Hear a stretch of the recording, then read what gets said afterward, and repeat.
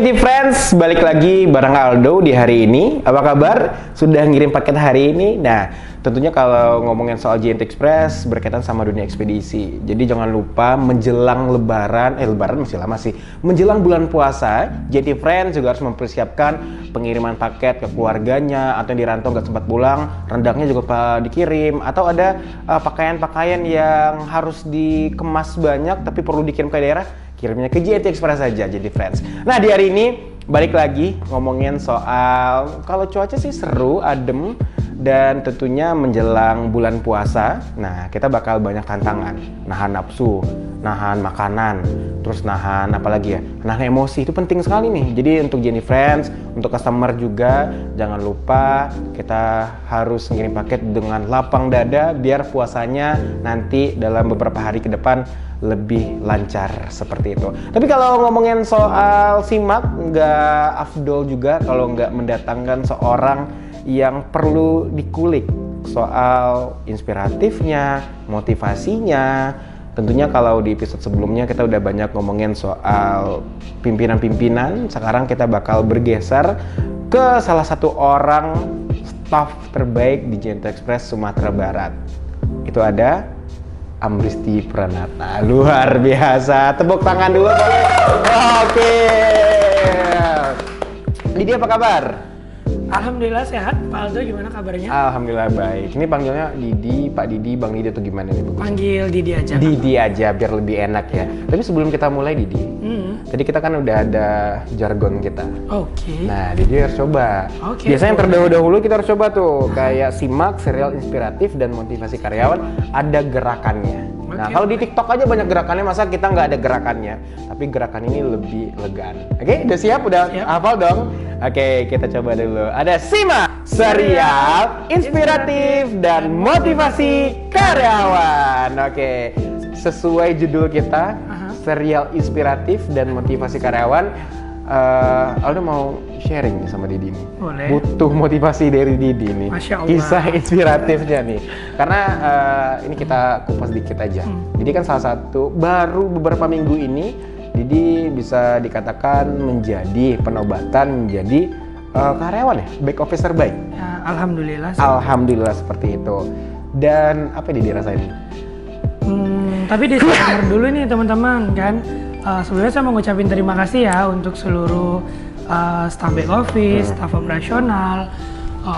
Sebetulnya saya belajar dari teman-teman semuanya, dan juga saya juga nggak luput nih dari kesalahan dan juga kekurangan. Namun berkat teman-teman semuanya, alhamdulillah di tahun 2023 ini dipercaya dan diberikan apresiasi nih oleh JNT Express Sumatera Barat sebagai karyawan terbaik di back office. Nah, saya mau ucapin terima kasih dulu. Oke, sebelum kita masuk ke bagaimana Didi menjadi karyawan back office terbaik, kita nanya-nanya hal simpel aja dulu. Kayak kabarnya baik dong.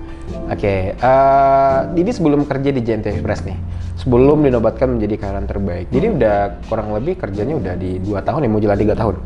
Mau jalan 3 tahun. Mau jalan 3 tahun. Nah, tentunya menarik, seorang anak muda itu untuk mencapai predikat terbaik di back office, puluhan orang yang dikalahkan gitu.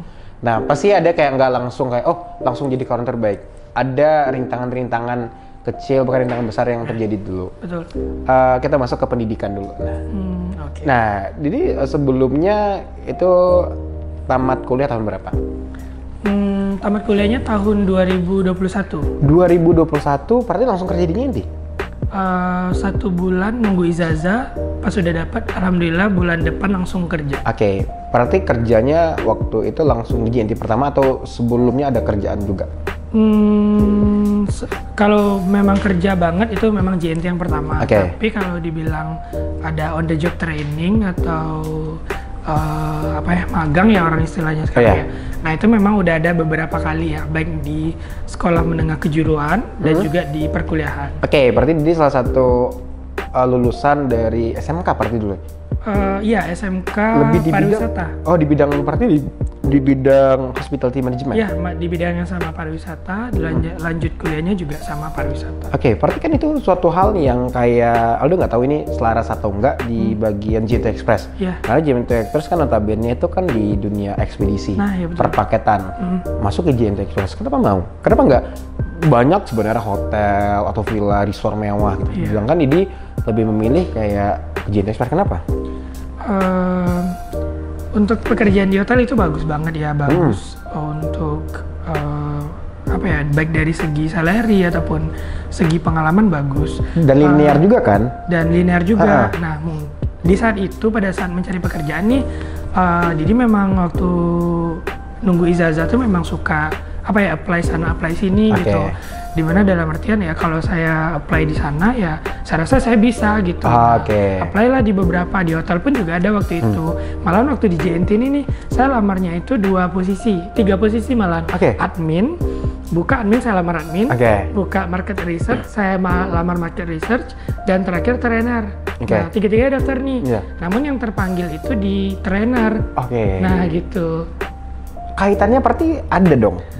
Kalau dibilang kaitan, nah waktu itu di salah satu persyaratannya itu adalah mengetahui bidang hospitality management. Nah, sedangkan di perkuliahan hospitality management itu adalah nama jurusan saya. Jadi menarik. Jadi kayak ini pasti ada hubungan. Dan ternyata ketika masuk ke trainer ada.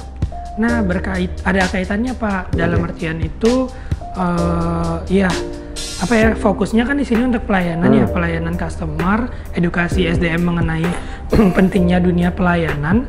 Nah, jadi yang apa ya, ilmu-ilmu pelayanan yang dipelajari di sekolah, di perkuliahan itu ya emang kepake di sini gitu. Dan seperti itu ya. Mungkin ini fun fact juga nih untuk kayak JT Friends, mungkin yang ngeliat kayak bagaimana sih pelayanan dari seorang admin JT Express. Jadi titik banyaknya juga kita nge-training gitu dari Didi kayak gitu, luar biasa.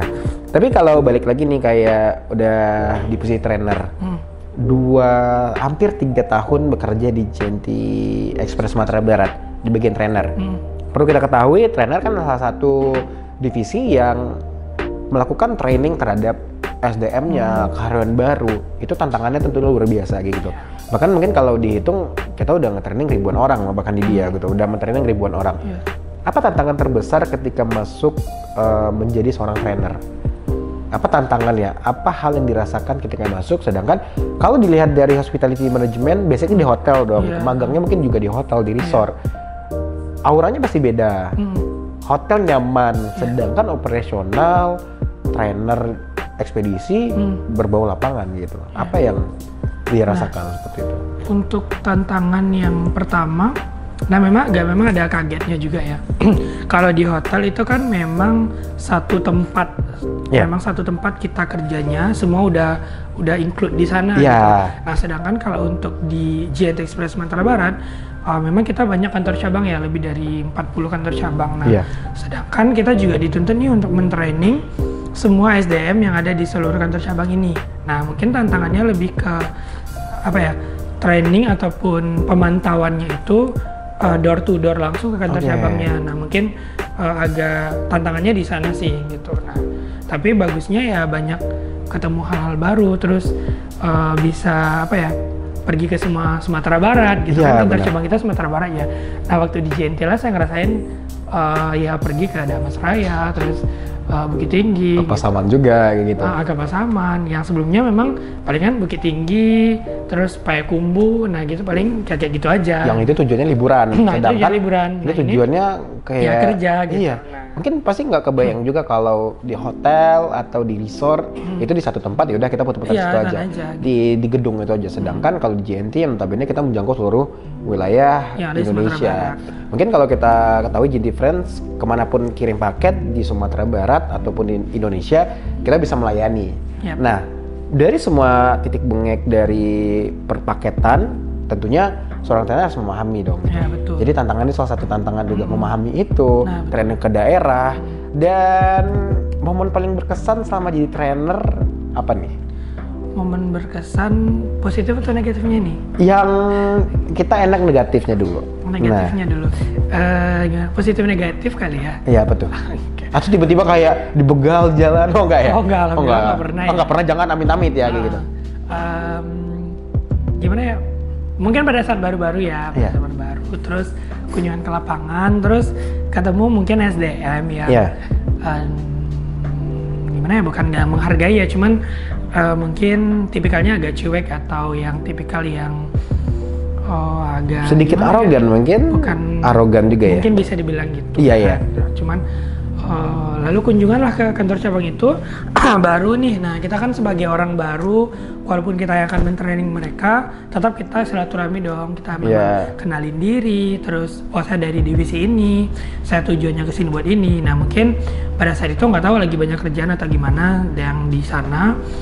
Mungkin responnya kurang bagus nih berdasarkan datang saya gitu. Nah, mungkin lebih kayak kita baru nih mungkin. Nah, mungkin gitu ya, cobaan ya, tantangan anak-anak baru kan ya. Ini baru nih kayak gitu. Nah gitu, mungkin kayak bukan disepelekan, mungkin enggak, mungkin lebih kayak ya udah anak baru, mungkin digituin aja. Enggak sampai ditoyor-toyor juga ya. Enggak baru juga. Enggak kirain baru nih. enggak ada gitu sih. Sampai kayak pergi enggak sampai gitu. Makanya gitu. Kayak dia ngeliatin mimik yang enggak suka nah, atau kita dari gitu ya. aja terus kayak dari tindakan juga kayak agak cuek gitu. Nah, ekspektasinya beda sih, saya pikir mungkin mereka akan lebih lebih terbuka atau gimana. Ternyata pada saat itu beda gitu. Beda ya.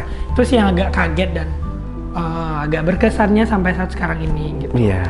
Terus kalau momen itu kan salah satu momen ya mungkin plus minus lah. Mungkin kalau dengan keadaan itu mental kita jadi terpacu gitu kan. Jadi orang baru, jadi kayak kita harus improve, survive lagi dengan kayak gitu. Kalau kesan sukanya atau yang kayak ternyata di JNT ini seperti ini gitu, apa? Yang menjadi kayak jadi yang sekarang kayak gitu.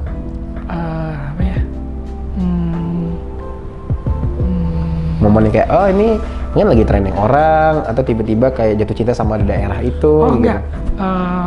Nah, kadang yang membuat saya percaya diri atau kayak ini saya nih gitu. Nah, ketika saya nih mentraining karyawan. Saya mentraining karyawan, terus ketika saya training, terus dan apa yang saya sampaikan itu terus diterapkan gitu. Terus pada saat saya kunjungan tuh saya lihat memang dilakukan gitu. Nah, di sana saya ngerasa saya didengarin nih, terus saya berhasil nih, dalam artian tuh apa yang saya sampaikan memang masuk ke dia gitu. Dan ada feedbacknya lagi ketika dikerjakan, terus si SDM-nya bilang, Pak ini harusnya nggak kayak gini Pak, karena di lapangan tuh kayak gini. Nah, saya sukanya tuh kayak gitu Pak, jadi memang iya juga ya gitu. Jadi kayak apa yang saya sampaikan itu di mereka ada feedbacknya lagi ke saya gitu. Gitu. Itu memang momen yang membuat saya ini saya nih gitu. Bahagia mendengarkan kayak keluhan orang, ternyata apa yang kita pikirkan sama di lapangan itu sangat berbeda ternyata. Jadi keluhan itu justru jadi momen bahagia yang kita rasakan. Iya, momen bahagia aja kayak ada feedback nih ke saya gitu. Dan saya merasa memang saya ada gunanya, dan dia juga ngerasa saya mungkin trainer patut nih bapak ini nanya ke bapak ini gitu. Itu kan salah satu cara menjalin hubungan baik sama-sama staff JNT Express kayak gitu. Tantangannya adalah ketika menjadi seorang trainer, jadi tentunya berhubungan sama orang operasional lapangan. Terus kalau di back office tentunya berhubungan sama namanya orang back office gitu kan ya, di pembahasan data dan sebagainya macamnya. Apa strategi yang dilakuin nih? Jadi kayak udah berhubungan sama orang lapangan dari trainingnya, terus membahas case-case-nya juga, selanjutnya juga berhubungan sama orang back office nih. Tentunya punya cara komunikasi yang berbeda gitu. Nah, apa strategi dari dia untuk bisa menjalin hubungan baik? Aldo mungkin yakin kayak menjadi seorang karyawan terbaik, back office terbaik, staff terbaik itu sangat berpengaruh terhadap dengan menjalin hubungan. Nah, apa yang dilakukan? Mungkin karena terbiasa juga ya dulu di perkuliahan di bidang pelayanan ya. Jadi pertama itu memang yang diterapin ya, itu nggak membedakan setiap orang ya, dalam artian setiap orang itu sama. Kita di sini kan sama bekerja cari duit gitu ya, jadi tetap ngehargain lah siapapun orang itu, apapun posisi dan jabatannya.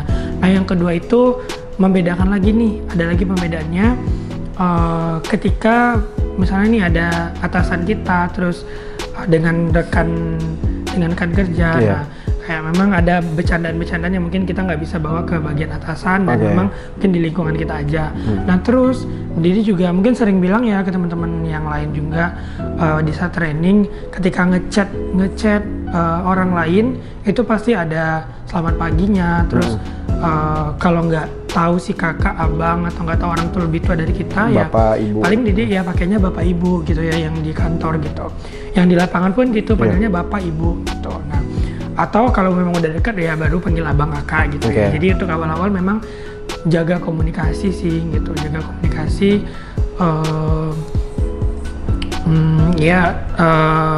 baik itu kita mau menyapa terus juga mau komunikasi pasti bilang selamat pagi gitu. Nah gitu. Dan tentunya tetap beralamat juga dalam betul, beralamat gitu, nggak sembarangan. Ya mungkin itu yang bikin kayak orang nyaman juga mungkin sama kita dan tetap menghargai juga. Tetap menghargai. Ini balik lagi kayak tadi kan itu membangun hubungan sama rekan kerja. Tentunya kita jadi sebagai tim trainer ada juga berhubungan sama rekan satu kerja, mitra kerja mungkin sama saya. Selanjutnya kita punya atasan, misalnya PLC. Salah satu PLC kita adalah salah satu perintis JNT Express, Pak Arifin Anan gitu. Nah, apa tantangannya yang untuk menjaga tim itu tetap solid kayak gitu? Kayak berhubungan sama PLC. Tentunya ada beberapa kebijakan dari PLC yang kayak mungkin kita sulit nih menjalaninya, challenging-nya kan luar biasa tuh kalau dari atasan. Selanjutnya ada tantangan lagi dari mungkin kayak saya yang tiba-tiba kayak tidak satu pemikiran sama Didi atau sama Bella dan lainnya dari tim trainer itu sendiri. Nah itu kan menjadi tantangan juga. Apa strategi Didi untuk bisa menjalankan tantangan itu jadi challenging tersendiri dan itu berhasil seperti itu? Kalau dari Didi sendiri ya, pertama tuh pasti melihat dulu karakter ya atau sifat dari rekan kerja kita, baik itu rekan kerja ataupun atasan gitu. Nah, apa yang mereka nggak suka, apa yang mereka suka, nah itu perlu diperhatikan. Nah gitu. Itu yang paling pertama, memahami karakter. Nah yang kedua itu aware akan lingkungan dan juga situasi di pekerjaan. Nah contohnya kita bakal ada kerja apa gitu. Nah paling kalau memang nggak bisa bantu, paling Didi tanya gitu. Nah kak ini atau bapak ibu ini udah selesai atau ini Didi bisa bantu apa? Nah gitu. Nah mencoba untuk berkontribusi. Nah terus memberikan ya kontribusi kita gitu. Kalau memang disuruh, diminta untuk mengerjakan laporan ya dikerjakan, atau suruh kunjungan ya kunjungan gitu. Nah kalaupun terdapat sesuatu yang kurang ataupun yang tidak dipahami ya tentunya kita bertanya gitu ya. Bertanya terus apakah ini benar atau salah gitu. Nah terus salah satunya lagi ya fast respon ya, seperti yang dibilang oleh atasan ya, maksudnya itu yang hal yang dinanti sekali itu fast respon ya, pasti fast respon. Nah terus satu lagi nih, kalau memang salah nih Didi pasti bilang kalau memang salah Didi ya bilang salah gitu ya, minta maaf ya, terus ya diperbaiki gitu. Nah terus kalau memang ada masalah ya diminta, ditanyakan dan dicari solusinya gitu. Mungkin fun fact juga untuk jadi friends ini, dia adalah tipe orang yang kayak banyak mungkin ditegur salah tapi tidak dengan arogan mungkin ya. Mungkin yang saya rasakan ini bukan peres ya. Mungkin ada beberapa orang yang kayak salah tuh langsung ngejudge. Dasar nih salah ini nih nggak ngerti apa-apa. Tapi Didi adalah tipe orang yang kayak mungkin bisa menjaga ya. Mungkin itu yang dilakukan basic manner untuk hospitality management juga. Bikin orang tidak tersinggung juga, saling support juga, respect. Mungkin itu yang terpenting juga ya Didi ya untuk jadi friends yang lagi nonton kita ini kayak gitu loh. Tapi balik lagi nih, tadi kan udah ngomong soal pekerjaan. Kalau ngomongin soal pekerjaan, ya itu mungkin terlalu boring mungkin. Karena kita kerja itu untuk menafkahi atau diri sendiri dan tentunya bisa fun juga di luar. Nah mungkin dong, jadi kerja kan dari jam 8 sampai jam 4 atau jam 5 pulang gitu. Sabtu Minggu libur. Nah penasaran nih gitu loh, bahas soal kehidupan Didi di luar JNT. Nah ini kan sangat menarik juga kan. Udah internal ya. Iya, ini kayak masuk internal juga gitu. Karena kalau ngomongin soal pekerjaan di JNT Express kayak terkesan JNT Express kayak kerja rodi, kerjaan aja, sebenarnya tidak gitu loh. Bahkan JNT Express adalah salah satu perusahaan yang kayak sangat support, cuti juga dapat, terus kayak difasilitasi juga dari banyak hal, kayak gitu, asuransi, BPJS dan sebagainya macamnya. Nah, dari flashback lagi ke awal kuliah kayak gitu. Awal kuliah di bagian hospital management. Nah sebelum kuliah Didi berarti dari awal udah di Padang juga? Udah, saya memang domisili di Padang. Oh lahir di Padang dan segala macamnya. Nah di kehidupannya Didi seorangnya seperti apa? Boleh diceritain dong? Mungkin kalau dari yang kita lihat nih, dari kacamata kita sebagai seorang staff di JNT Express ya, kita lihat Didi adalah seorang yang humble, seorang trainer yang punya gaya komunikasi yang ciri khas sekali, sehingga ini menarik nih kayak gitu loh. Kalau Didi menyampaikan sebagai moderator atau pemateri, nah kita nggak tahu nih Didi di rumah seperti apa. Apakah Didi kayak tiba-tiba kayak orang yang kayak pakai jaket kulit motoran, kita nggak tahu kan, kayak pemalak orang gitu kan, nggak tahu kayak gitu loh. Penasaran aja. Jadi Enggak sih, kalau di rumah ya kayak anak-anak muda konvensional pada umumnya. Asik ya, konvensional ya gimana Yang tuh? suka ya duduk di rumah gitu. Apa ya? Saya sekali duduk di warung juga. Oh, nggak warkop? Enggak sih, kebetulannya orang tua punya warung ya. Oh, oke. Makanya duduk di sana. Terus ya bantu-bantu di rumah. Oke. Terus sekali-sekali kalau ada teman ajak nongkrong ya nongkrong. Boleh lah kita. Nongkrongnya di mana nih kalau kita tahu? Waduh. Di mana nih? Enggak jauh-jauh sih. Asik nggak nongkrongannya? Oh enggak ya? Paling ya dekat-dekat Jembatan Sidorbaya aja lah gitu. Oke. Oh berarti di arah Muaru lah ya? Nanti kalau JNT Friends atau Aldo ngajak nongkrong boleh lah ya? Boleh banget. Nanti rekomendasi di sekitar situ boleh? Boleh. Oke, ini terkait tadi kan udah domisili di Padang. Kerja pasti ada tanggung jawab untuk diri sendiri.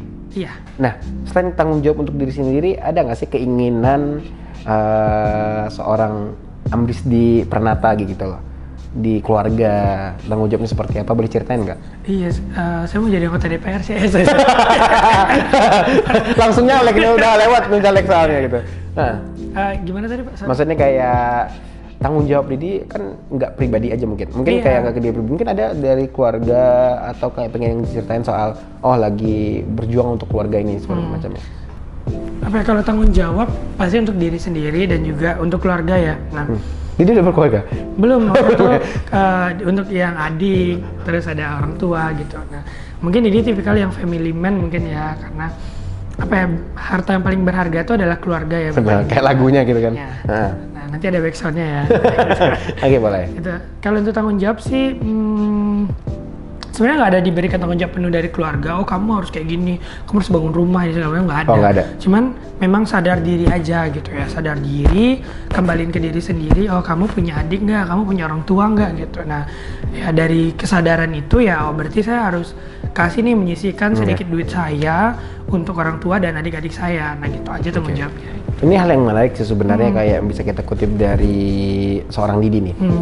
Didi salah satu, selain back office terbaik waktu di tanggal 17 Februari penobatannya, selama 3 bulan direkap sama HRD kan Didi salah satu karyawan teladan juga. Oh iya.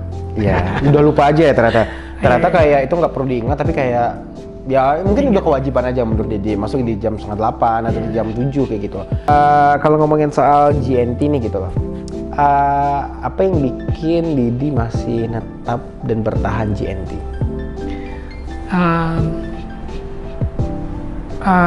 Apa ya? Pertama kita nggak munafik juga ya teman-teman ya. Pasti kita kerja butuh duit ya. Pasti saya butuh duit untuk menyekolahkan ya dan memberikan belanja untuk keluarga gitu.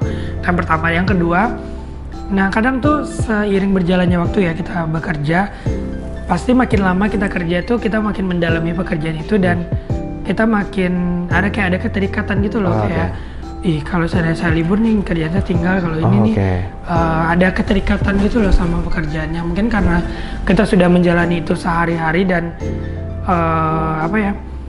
dan udah jadi bagian dari hidup kita lah gitu ya, karena tempat kerja itu adalah rumah kedua kita, selain rumah kita yang memang kita tempat tidur dan makan sehari-hari gitu.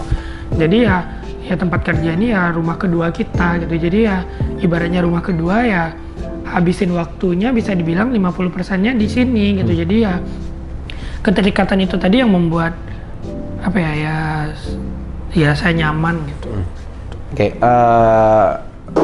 Di balik rasa nyaman ada rasa capek. Iya pasti betul. ada. Terus kayak kunjungan ke daerah itu kan bukan hanya sekedar pergi jalan, itu kan bukan jalan-jalan, itu kerja dengan tantangan, dengan segala macam beban. Jadi juga pernah kayak dulu di area lahan panjang ya. Iya. Di lahan panjang sampai 6 hari untuk melakukan delivery juga. Mungkin kalau orang lihat trainer itu seorang gurunya karyawan baru, tidak sama sekali. Ternyata kita juga jadi kurir, kita juga jadi sprinter gitu. Terus juga ada menang ini cash besar juga gitu. Pasti ada rasa lelah.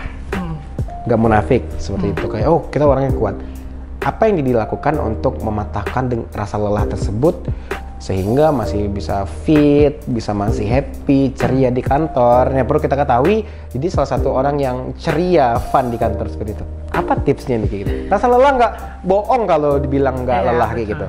Tapi ada disclaimer dulu nih yang tadi yang kunjungan ke lahan panjang ya. Sebetulnya kan itu nggak saya aja ya teman-teman. Kita masih banyak yang lain dan masih banyak orang-orang dan rekan kerja lain yang masih capeknya jauh di atas saya gitu ya. Dan itu mungkin masih capeknya dalam tingkatan yang kecil ya. Gitu. Nah, tapi itu salah satu contoh mungkin yang diambil Pak Aldo ya. Nah, itu disclaimernya aja. Tapi kalau untuk capek, semua orang merasa capek, merasa lelah. Saya kalau capek ya palingan ya paling kita ya istirahat dulu sebentar. Terus kalau ngerasa capek lagi, nah saya itu suka jadiin orang lain tuh sebagai cambukan saya. Nah gitu ya, jadi tipsnya itu sering jadi orang lain tuh cambukan. Contohnya nih, ada orang lain yang udah seminggu daripada saya, 2 minggu atau 3 minggu yang udah kunjungan, atau mereka reportnya tuh dari jam 7 pagi sampai jam 7 malam gitu. Nah saya jadiin itu cambukan, kayak kenapa sih mereka bisa dan saya nggak bisa gitu. Terus kenapa tuh mereka tuh bisa ngelakuin itu ya tanpa mereka ngungkapin rasa lelahnya di depan orang.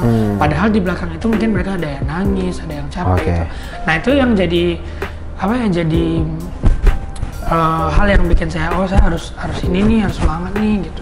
Paling jadiin orang lain dan orang yang lebih capek dari kita tuh cambukan ke kita gitu. Mungkin itu yang bisa Didi berhasil lakuin dan pada akhirnya menjadi back office terbaik tadi. Alhamdulillah. Mungkin orang di situ bagus tapi jalan di tempat, jadi berhasil mengajar itu. Dah, ini fun fact juga nih gitu loh. Jadi dinobatkan sebagai karyawan terbaik bukan hanya sekedar gue terbaik nih gitu, bukan. Ada reward juga dari perusahaan. Jadi kayak JNT Express ini salah satu perusahaan yang kayak sangat nyata memberikan apresiasinya, rewardnya terhadap karyawan, dan rewardnya adalah Didi ke Jepang. Alhamdulillah gitu. Bentar lagi bakal ke Jepang juga ini.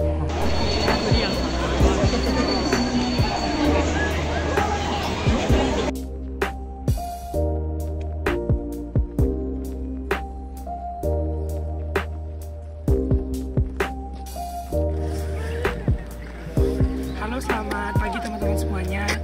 Perkenalkan, saya Didi dari Divisi Trainer. Kali ini saya berada di Lake Kawaguchi, tepatnya di Jepang, di negeri Sakura.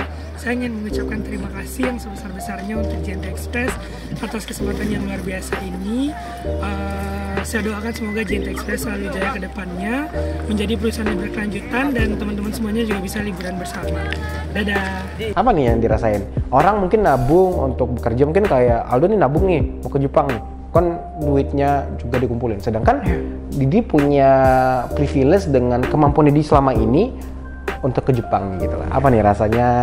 Terus kayak pesan-pesannya juga untuk yang lagi nonton ini kayak gitu.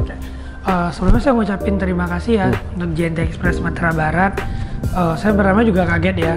Terus tapi nih sebelum itu tuh udah dibercandain juga nih sama manajer saya gitu kan. Jadi kayak besok kita liburan ke sini ya gitu.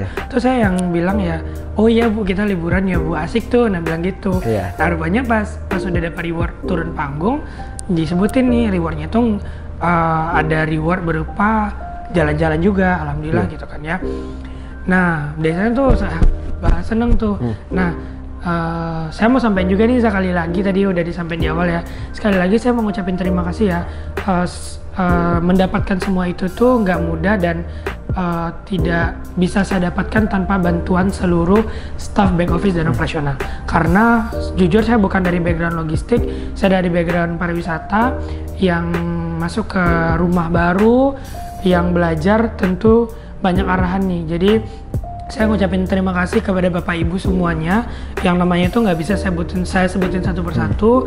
Semuanya berkat Bapak Ibu gitu ya. Nah terus ya teruntuk JNT Express juga terima kasih udah kasih reward nih untuk saya, dan untuk pesannya untuk teman-teman ya, tentu kita bekerja itu tidak luput dari salah dan kekurangan ya. Paling untuk bekerja di awal nih, mungkin karena kebiasaan dulu ya, grooming tuh jadi yang nomor satu dulu nih, grooming jadi nomor satu.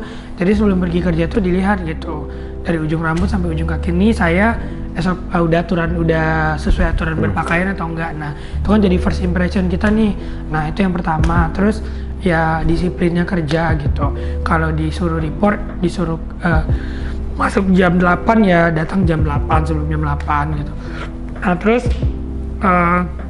kadang juga punya catatan kecil gitu, catat-catat di kalender hari ini hari besok tuh mau ngapain biar nggak lupa. Kadang saya juga lupa gitu, jadi dicatat di kertas kecil atau catat di di kalender gitu, di ya. note-nya gitu biar nggak lupa akan pekerjaan gitu. Terus deadline yang memang penting gitu dicatat gitu. Terus ya menjalin hubungan yang baik dengan rekan kerja ya. Kita tuh nggak bisa hidup sendiri, kalau baik itu di rumah ataupun di tempat kerja, kita tuh saling butuh orang lainnya gitu. Terus ya menghargai orang gitu. Nah setiap orang tuh punya kelebihan dan kekurangan tentunya. Jadi apa hal baik yang bisa kita serap dari orang itu ya kita serap gitu ya. Hal buruknya ya berarti kita nggak ambil gitu. Terus menghargai orang lain. Terus di tempat kerja ya memperlakukan orang secara sama gitu, nggak ngebeda-bedakan si A dan si B. Nah itu sih yang paling penting. Oke, luar biasa. Dan akhirnya dengan apa yang udah dilakukan beberapa tahun di JNT Express, diapresiasilah dengan bentuk jalan-jalan ke Jepang. Jangan lupa satu hal, story-nya bikin saya iri. Karena gini, karena bikin iri itu adalah pecutan sebenarnya. Kayak Didi aja jalan-jalan ke Jepang tanpa ngobrol. Nah, makanya jadi mikir kayak mungkin iri bukan dalam konteks negatif, tapi positif dalam diri kita. Seperti itu. Oke, mudah-mudahan dengan Didi Van di Jepang besok. Amin. Jangan tinggal di Jepang ya. Nanti takutnya terlalu happy kayak udahlah pindah ke Jepang aja takutnya kan. Jangan sampai ya. Mutasi aja gitu. Jangan. Oke, mungkin ini pertanyaan terakhir Dedi.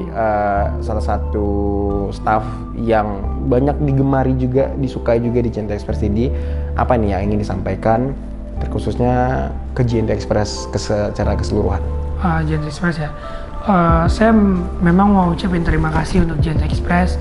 Karena JNT Express, saya bisa untuk menghidupi diri saya bisa untuk menyekolahkan adik saya dan orang tua saya. Terus saya bertemu orang-orang baru, saya ketemu dunia baru, terus saya diterima di sini dengan baik, dan saya diberikan apresiasi. Saya sangat berterima kasih baik untuk JNT Express dan seluruh orang-orang yang ada di dalamnya. Terus teman-teman untuk teman-teman rekan kerja yang lain, kita memang banyak halangan dan rintangan dalam bekerja ya.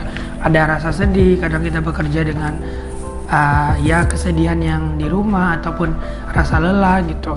Nah percayalah apa yang kita tanam itu yang kita tuai, dan jangan lupa mencintai setiap pekerjaan yang kita jalani, dan tentunya juga menjalani setiap pekerjaan yang kita cintai. Oke, menarik. Jadi dapat kita simpulkan kayak bagaimana seorang Didi itu bukan yang workaholic yang gila kerja juga, tapi juga bisa mengatur work-life balance-nya dengan baik. Jadi quotes-nya tadi, cintailah pekerjaan yang dijalani dan jalanilah pekerjaan yang kau cintai. Nah, pada akhirnya balance itu dapat, dan pada akhirnya juga kita lihat dengan step-step kecil tadi, mungkin ngeliat orang reportnya lebih bagus dari kita, pengen kita kejar. Orang lebih unggul dari kita kejar. Bukan bermaksud negatif, tapi positif terhadap diri kita, dan pada akhirnya menjadikan Didi seorang back office terbaik. Nextnya di JNT, targetnya apa?